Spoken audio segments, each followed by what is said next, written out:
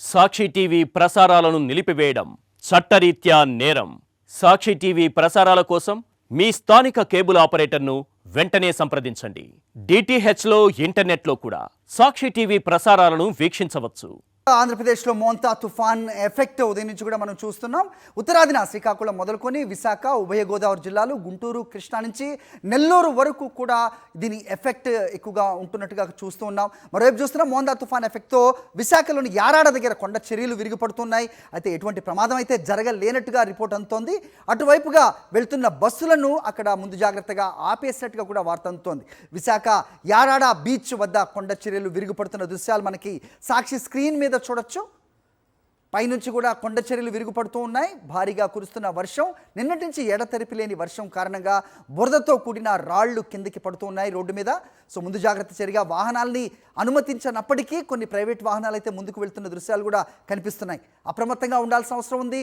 RTC బస్సులు కూడా ముందుకు వెళ్తూ ఉన్నాయి. అయితే జాగ్రత్తగా వాటిని ముందుకి కదిలించే ప్రయత్నం చేస్తున్నారు.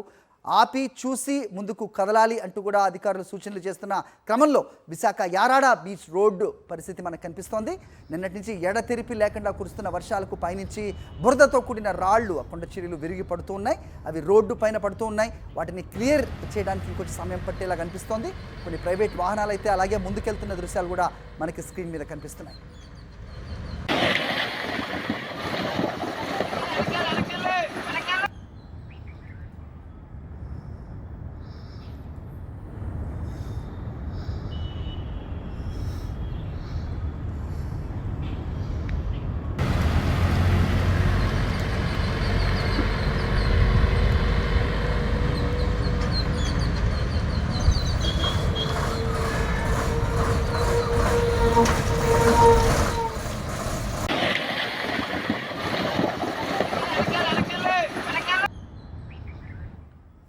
సాక్షి టీవీ ప్రసారాలను నిలిపివేయడం చట్టరీత్యా నేరం.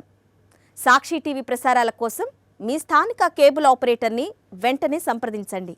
డిటిహెచ్లో ఇంటర్నెట్లో కూడా సాక్షి టీవీ ప్రసారాలను వీక్షించవచ్చు.